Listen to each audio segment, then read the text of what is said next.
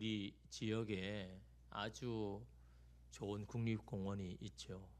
예, 북한산 국립공원. 여러분 뭐 정상까지 올라가신 분도 계시고 중간에 그냥 갔다가 오신 분도 계시는데 요즘 보니까 외국인들이 많이 여기 이 북한산에 올라서 이 한국에 있는 산의 아름다움을 이렇게 널리 이렇게 알리는 것을 이렇게 보게 됩니다. 이 국립공원을 오르는 데는 뭐 여러 가지 루트가 있지 않습니까? 그런데 가장 이게 아름다운 절경인 게 이 백운대에 있죠. 근데 이 백운대에 오르기 전에 꼭 거쳐야 할 고개가 있습니다. 그 고개가 바로 깔딱고개라고 하죠. 왜 깔딱고개라고 하냐면 숨이 깔딱깔딱 넘어가야만 지나갈 수 있는 고개다라고 해서 이 깔딱고개라고 하는 겁니다. 숨이 턱까지 막 참에도 불구하고 그걸 통과해야만 그 백운대에 올라가지고 너무너무 아름다운 절경을 볼 수 있기 때문에 이 깔딱고개를 다 지나가야 된다라고 이렇게 이야기합니다. 여러분 이 정상에 왜 그렇게 굳이 힘들게 올라갈까요? 산을 싫어하는 사람은 막 그러는 겁니다. 왜 그렇게 힘들게 올라가느냐? 에? 그런데 여러분 올라가 본 사람은 다 알죠. 그 올라갔을 때 어떻습니까? 땅을 바라볼 때 그렇게 크던 것들도 다 그냥 손톱만큼 작아 보이잖아요. 그 보면서 여러분 뭘 느낍니까? 야, 내가 살아가면서 너무도 작은 일에 일희일비하며 살아가는구나. 마치 큰 것 같이 큰일 난 것처럼 생각되는데 가만히 보면 너무 사소한 건데 아무것도 아닌데 막 큰일이 난 것처럼 그렇게 여러분 우리는 살아가는데 저 높은 곳에서 바라보면요 아무것도 아닌 거잖아요. 그냥 사소한 뭔가인데 주께서 우리를 바라보시는 모습도 그렇지 않을까? 우리는 너무너무 힘들어가지고 너무너무 힘겨운데 위에서 바라보실 때 사실은 그건요 주님의 마음으로 바라보면 아무것도 아닌 거죠. 작은 것이다라는 겁니다. 여러분 옛날 티베트의 수도승이 이 중국 공산당의 탄압을 피해서 그 험한 히말라야 산악지대를 넘어서 이 서방 세계로 넘어왔지 않습니까? 그럴 때 한 기자가 그렇게 물었습니다. 어떻게 그토록 험난한 산을 넘을 수 있었습니까? 그가 여러분 특별한 뭐 옷이 있습니까? 장치가 있습니까? 아무것도 없는 그 사람이 어떻게 그 험준한 그 산을 넘을 수 있었느냐? 근데 그 수도승은 이렇게 말합니다. 한 발씩 걸었습니다. 비결이 뭐라고요? 한 발씩 걸었습니다. 단지 그냥 한 발자국 내밀고 그것도 한 발자국 내밀고 그러다 보니까 여기까지 왔습니다. 여러분 그 상황에서 한 발자국 내는 게 얼마나 힘듭니까? 몸이 천근만근인데 몸은 추워가지고 막 얼어붙었는데 그 한 걸음 내기가 얼마나 힘들겠습니까? 근데 그 한 번 용기를 내서 한 걸음이 한 번 그 참아냄이 한 번 그 인내함이 결국에는 자기가 그토록 원하던 곳에 다다를 수가 있지 않았습니까?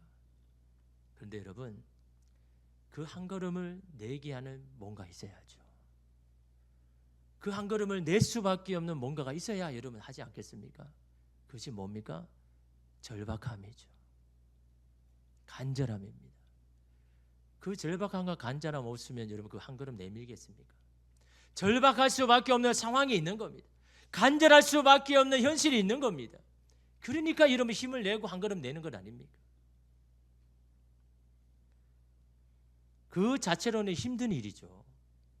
그 한 걸음 내는 게 힘든 거지만 그것이 결국은 우리로 하여금요 살게 하는 겁니다. 그 절박함이, 간절함이 다시금 힘을 내게 하더라는 겁니다. 여러분 우리가 원하지 않는 곳에 갈 때도 있죠. 원하지 않는 일을 할 때가 있잖아요. 나는 거기 안 가고 싶은데 자꾸 이상하게 가게 되고 나는 그 일을 하기 싫은데 자꾸 그 일을 하게 됩니다. 여러분 그럴 때는요 거기엔 하나님의 기쁘신 뜻이 있고 부르심이 있다는 걸 여러분 생각하셔야 되는 겁니다. 원망하기에 앞서서 여기를 향한 하나님의 기쁘신 뜻이 있구나. 나를 부르시는 하나님의 기쁘신 부르심이 있구나라는 것을 여러분 생각해야 되는 겁니다. 근데 여러분 그 길을 가기 위해서 필요한 게 뭘까요? 절박함만 있으면 갈 수 있습니까? 한 걸음 한 걸음 내밀면 여러분 갈 수 있습니까? 믿음과 확신이 없으면 못 가는 거죠. 한 걸음 내었다가도 믿음이 없으면 또 그냥 중단해 버리는 거예요. 또 한 걸음 여러분 더 나아가도 믿음과 확신이 없으면 안 되는 겁니다. 오늘 우리에게는 그런 믿음과 확신이 있어야 되는 겁니다. 하나님께서는 우리를 선한 길로 인도해 주실 것이라는 확신, 하나님 우리에게 선한 결과를 주실 것이라는 이 믿음, 지금은 아니지만 나중에는 하나님께서 그렇게 하실 것이라는 이 믿음과 확신이 있어야 여러분 오늘 우리는요 그 한 걸음을 내밀 수가 있는 겁니다. 아무리 숨이 깔딱깔딱 넘어가는 그 거기를 넘어간다고 해도 말입니다. 여러분 오늘 말씀은 예수님께서 갈릴리에서 사역을 하시다가 그 사역을 내려놓고 두로와 시돈 지역에 가시는 장면이죠. 여러분 21절에 보니까요. 예수께서 거기서 나가사 두로와 시돈 지방으로 들어가시니라고 말합니다. 거기서라는 것은 갈릴리를 말합니다. 거기서 어디를 갔습니까? 지도를 보면요. 북서쪽 지중해 연안인 두로와 시돈. 여러분 보시면 물방울 모양이 이 갈릴리입니다. 그리고 그 밑으로 흐르는 게 요단강이고 그 밑에가 사해죠. 예수님께서 그 물방울 같은 갈릴리 지역에서 사역하다 하시다가 저 북서쪽에 있는 지중해 연안인 두로와 시돈까지 가셨습니다. 거리가 50km에서 한 60km 정도 됩니다. 짧은 거리는 아니죠. 굉장히 먼 거리죠. 또한 이스라엘 땅도 아닙니다. 이방 땅입니다. 왜 거기 가셨을까요? 왜 예수님은 갈릴리 사역을 잘 하시다가 굳이 거기까지 가셨을까요? 거기에는 다 이유가 있습니다. 예수님께서 이 갈릴리 가버나움에서 사역을 하실 때 이 바리새인과 서기관들과 논쟁을 벌였습니다. 그 논쟁이 끝나지는 않은 겁니다. 계속해서 가져와서 논쟁을 하는데 그 갈등과 긴장이 최고조에 이르자 예수님께서는 그들을 피하사 이 두로와 시돈 가운데 여러분 간 거죠. 복음을 거절한 유대인들을 떠나서 이방인들에게 이름 나아가신 겁니다. 그것을 떠날 때 어떤 마음일까요? 아마 그런 마음 아닙니까? 밥을 떠서 또 먹인다 그래도 싫어하는 겁니다. 살 수 있는 약을 주신다고 하는데도 거절하는 겁니다. 그런 유대인들을 바라볼 때 어떤 마음일까요? 오늘 우리도 마찬가지입니다. 고집불통인 자녀들, 배우자, 동료를 볼 때마다 그런 마음 여러분 들지 않습니까? 잘 대해준다고 해도 싫다고 합니다. 좋은 것 사준다고 해도 거절합니다. 당신을 위한 일이라고 해도 말도 듣지 않고 그래서 속상해서 소갈이할 때가 얼마나 많습니까? 왜 그럴까요? 분명 자신들을 위한 건데 좋은 일임에도 불구하고 왜 거절하고 싫어하는 걸까요? 왜 그렇습니까? 아직 때가 되지 않았기 때문입니다. 그런 호의와 은혜를 받을 준비와 때가 되지 않았기 때문에 아무리 여러분 많은 좋은 것을 해줘도 뭡니까? 그걸 호의로 받아들여야 되지 않습니까? 아무리 그 사람에게 은혜를 베푸면 뭐합니까? 그걸 은혜로 받아들여야 여러분 그것이 여러분 좋은 거지요. 은혜를 은혜로 받지도 않고 호의를 호의로 받지 아니하면요 아무리 여러분이 수고하고 애쓴다 그래도요 아무 소용이 없는 겁니다. 아직 때가 되지 않았기 때문에 때가 되지 않았기 때문이죠. 오늘 말씀에 예수님도 같은 마음 아니겠습니까? 하나님의 때를 기다리면서 잠시 이방 땅에 간 겁니다. 아직 때가 아니구나. 그런 찰나에 이 한 여인을 만나게 되는 거죠. 여러분 22절 말씀 우리 함께 읽겠습니다. 가나안 여자 하나가 그 지경에서 나와서 소리 질러 이르되 주 다윗의 자손이여 나를 불쌍히 여기소서 내 딸이 흉악하게 귀신 들렸나이다 하되 그 지방에 나와서 나온 한 가나안 여인이 예수님 앞에 나왔는데요. 그가 예수님을 뭐라고 부릅니까? 주 다윗의 자손이여. 이 사람은 이방 여인입니다. 이방 땅입니다. 주 다윗의 자손이란 건요 당신은 메시아입니다라는 겁니다. 그러니까 여러분 이것이 지금 이방 땅에도 예수님의 소문이 난 겁니다. 그 이방 땅에도 지금 예수님이 메시아래라는 이 소문이 이 여인까지 들어온 거죠. 그런데 여러분 이 가나안 여인이 유대인 예수님께 나올 수밖에 없는 이유가 있다라는 겁니다. 그냥 나온 게 아닌 겁니다. 그 이유가 뭡니까? 눈에 넣어도 아프지 않는 딸이 병들었기 때문이죠. 그것도 귀신이 들렸습니다. 흉악하게라는 표현을 보면요 너무너무도 심한 상태입니다. 심각한 상태입니다. 여러분 지금도 그렇지만 그 당시에 귀신이 들렸을 것은요 치료가 불가능합니다. 치료할 수가 없는 겁니다. 여러분 누군가 한 사람이 여러분 귀신 들린 그 사람은요 일상이 그냥 무너집니다. 그 사람만 무너진 게 아니라 그 사람을 바라보는 온 가족의 일상도 다 무너지는 겁니다. 제대로 일상적인 삶을 살 수가 없는 겁니다. 여러분이 한번 귀신이 들렸거나 정신이 분열된 여러분 그런 사람 여러분 가정에 한 명 있으면요, 삶을 제대로 살기가 어려운 겁니다. 그런데 여러분 더 힘든 게 뭡니까? 딸이 당하는 그 고통을 눈으로 바라보아야 할 이 엄마의 여러분 이 고통은 더시 여러분 심한 겁니다. 여러분 이런 말이 있지 않습니까?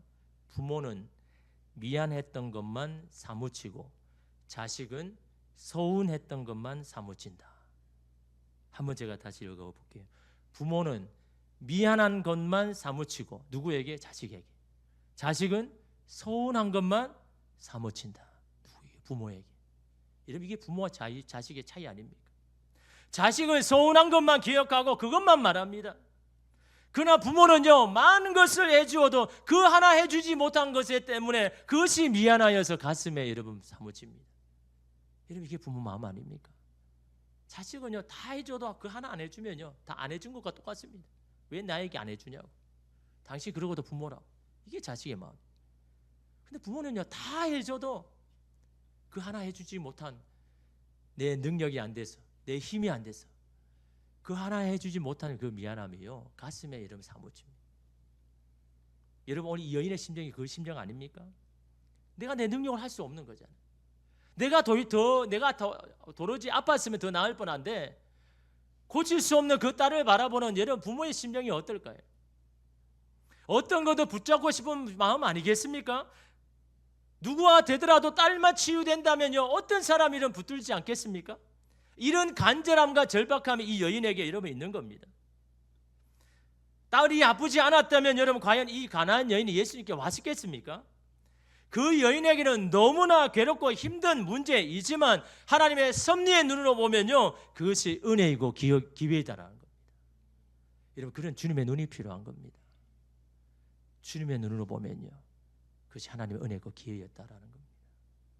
여러분의 삶에 힘든 게 뭡니까? 누구 때문에 너무 마음이 힘듭니까? 여러분 그것이 주님의 눈으로 보면요, 주님이 주시는 은혜고 기회다라는 거예요.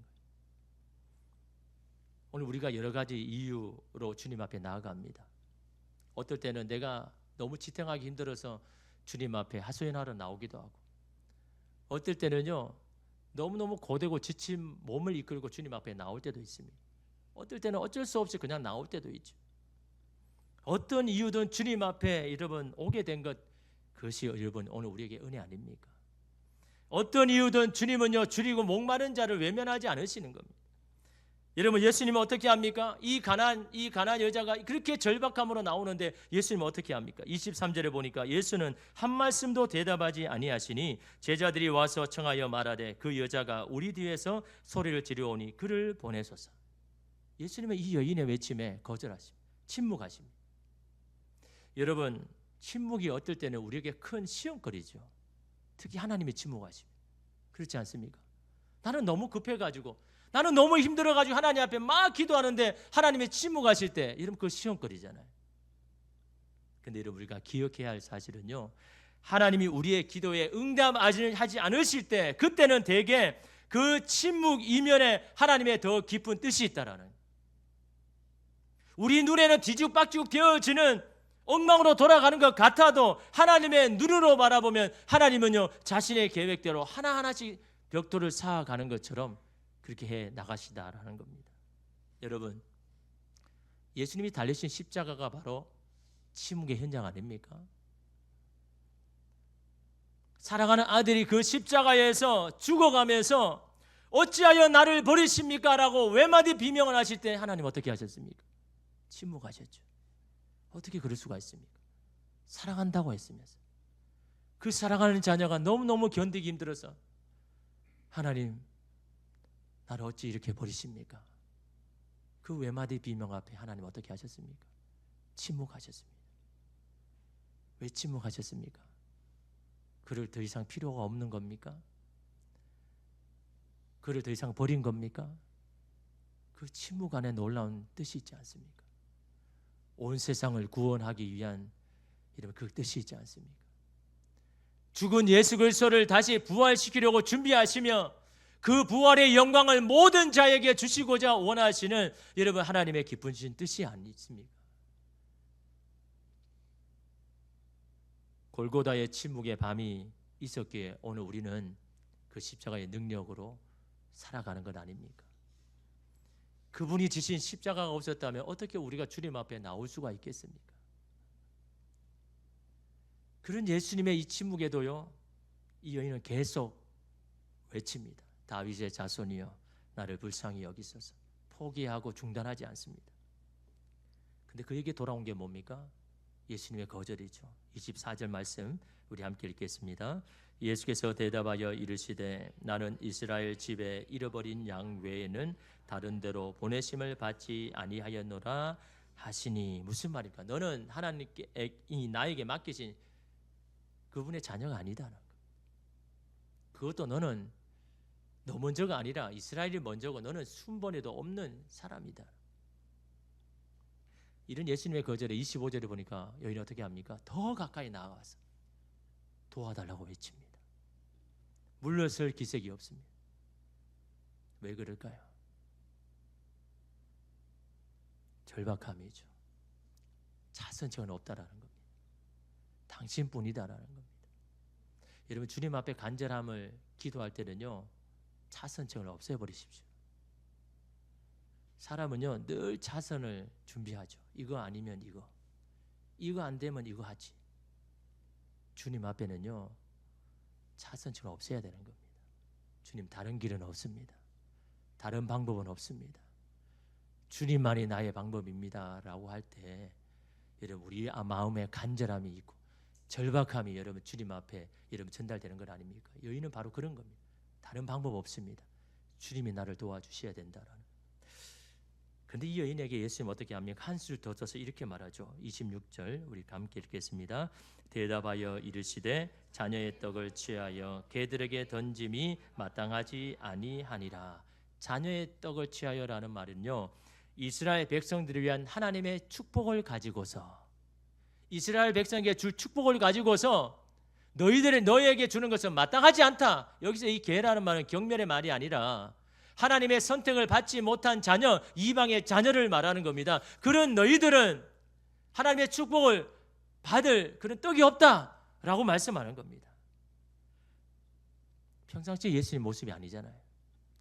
자유롭고 자비로운 상하고 소외된 자를 가까이 하신 예수님 모습 아니지 않습니까? 왜 예수님의 이 여인에게만 이다지도 혹독한 겁니까? 하나님의 백성이 아니라는 것을 굳이 맞이 안 해도 아는데 왜 이처럼 말을 해서 이 가슴을 후벼 파는 것일까요? 우리 같으면 어떻게 할까요? 자존심 상해서 그냥 돌아갈 거겠죠. 주님, 아무리 당신이 능력이 많아도 기분이 상해서 당신에게 도움을 청하지 않겠습니다. 그럴 때가 많잖아요. 마지막 남은 자존심 내세우면서. 그러나 여러분, 이 여인은 어떻게 대응합니까? 도대체 예수님이 인정하는 믿음이 뭘까요? 이 절박함입니까? 절박함이 기회죠. 주님 앞에 나오게 하죠. 근데 그게 근본적 이유가 아닌 겁니다. 분명히 예수님은 그 믿음을 인정하셨잖아요. 어떤 믿음일까요? 27절 말씀 우리 함께 읽겠습니다. 여자가 이르되 주여 올소이다마는 개들도 제 주인의 상에서 떨어지는 부스러기를 먹나이다 하니. 주인의 자리에 떨어진 은혜의 부스러기 구하기 전에 우리가 고백해야 될 게 있습니다. 뭡니까? 올소이다. 올소이다. 오늘 말씀이 어떻게 보면요, 가장 중요한 이 한마디에 여러분 예수님의 마음은요 감동하신 겁니다. 올소이다. 올소이라는 게 몸에 인정하는 거죠. 당신이 나에게 하신 모든 말씀이 맞습니다. 인정하는 겁니다. 당신이 나를 향하여 너는 나의 하나님의 백성이 아니고 그런 축복을 받을 고난도 권리도 없는 자다라고 말하는 당신의 말씀이 맞습니다라는 이 인정요. 당신의 말씀이 맞습니다. 주님이 저를 도와주시는 게 결코 당연하지 않습니다. 예수님은 저의 청을 물리칠 권리도 있지만 저는 예수님께 아무런 권리도 없습니다라고 인정하는 거예요. 여러분, 이게 쉬운 걸까요? 우린 당연하게 여기잖아요. 하나님, 나는 당연히 도와주셔야 되고, 당연히 내 기도를 들어주셔야 되고, 다른 어떤 사람보다 나와 함께 해주셔야 되는 거 당연한 거 아닙니까? 근데 이 여인은요, 당연하지 않다고 이야기해요. 사람들이 가장 힘들어하는 것이 뭡니까? 인정이죠. 인정하는 겁니다. 사람들이 가장 잘못하는 것이 바로 이 인정하는 겁니다. 인정하면 괜히 내 자존심이 상하는 것 같고, 인정하면 나만 잘못했던 것을 시인하는 것처럼 그렇게 느껴져서 인정하기가 쉽지 않죠. 근데 여러분, 삶에 일어나는 모든 문제는 바로 이 인정을 통해서 쉽게 해결되는 것을 우리가 보게 되잖아요. 인정하면 모든 것이 다 끝나는데 그것이 어렵다라는 겁니다. 나의 못난 자가 끝까지 고집을 부리면서 인정하지 않는 겁니다. 사람에게도 하나님에게도. 여러분, 당연한 것은 없지 않습니까? 왜 하나님께서 당연히 여러분의 청을 들어주셔야 되는 겁니까? 왜 하나님이 당연히 여러분을 도와주셔야 되고 당연히 여러분의 목소리를 들어주셔야만 되는 겁니까? 예수님이 나를 위해서 십자가에 죽으신 것도 당연한 일이 아닌 겁니다. 하나님의 나라도 무조건 주어지는 것이 아닙니다. 하나님의 은혜도 침묵할 수가 있는 겁니다. 오늘 우리는 은혜를 받을 당연한 권리가 없습니다. 그걸 먼저 인정해야죠. 하나님이 나를 외면하시고 거절하셔도 우리는 하나님을 탓할 수 없습니다라는 걸 인정해야죠. 하나님이 그렇게 해주시는 것을 당연히 해서는 안 되는 겁니다. 이 여인은 바로 그걸 고백하고 있는 겁니다. 그렇죠. 예수님, 저는 당연히 도와주셔야 하는 것은 아닙니다.